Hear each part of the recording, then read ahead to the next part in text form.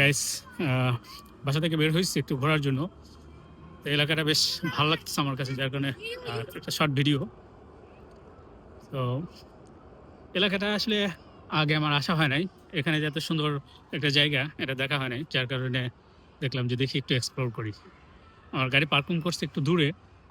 হাঁটতে হাঁটতে আসলাম যে অনেক সময় একটু হাঁটি যে আশেপাশে তো দেখতে হবে যে দেখতে কেমন, তাই না? তারপরে তো বোঝা যাবে যে আসলে কাহিনীটা কি। এখানে অনেকগুলো হাই রাইজ বিল্ডিং আছে। এই যে অনেকগুলো হাই রাইজ বিল্ডিং আছে। আমি জানি না এইটা কি, তবে most probably kind of school or something like that, I don't know. এই পাশে অনেকগুলো হাই রাইজ বিল্ডিং। এইটা একটা পার্ক মোস্ট প্রবাবলি।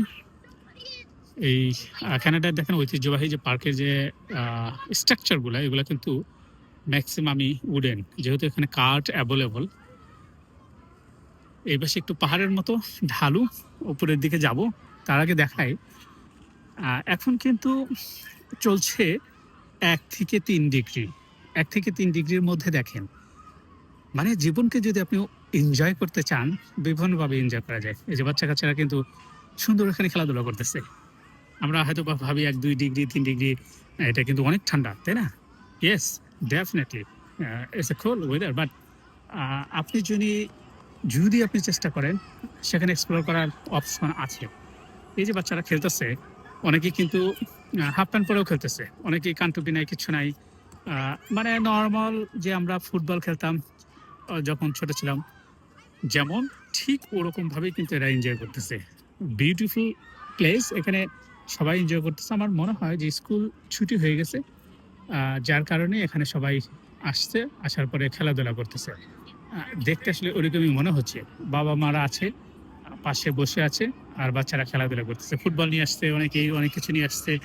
তো এই যে একটা এনভায়রনমেন্টটা কিন্তু মানে সিচুয়েশন বুঝে সেটাকে ইউজ করতে হয়। বাংলাদেশে যেমন যদি 10 ডিগ্রি টেম্পারেচার হয়, তাহলে কিন্তু মানুষ বাসা থেকে বের হবে না, কারণ আমরা তো এটা অভ্যস্ত না। এখানেও আসলে কিন্তু -ডিগ্রির সাথে খুব একটা মানে না। এই স্পেশালি ভ্যানকুভারের পার্সপেক্টিভে যদি বলি, ভ্যানকুভারের মানুষ আসলে সবসময় পজিটিভ এনভায়রনমেন্টের মাধ্যমেই এনজয় করতে পছন্দ করে এবং মানে থাকতে অভ্যস্ত। 1 থেকে 10, 15, 20 ডিগ্রি এর মধ্যেই আসলে টেম্পারেচার ওঠানামা করে। মাঝে মধ্যে আহ, এখানে মাইনাস টেম্পারেচার হয়, তখন এক্সট্রা প্রিকুয়েশন নিতে হয়।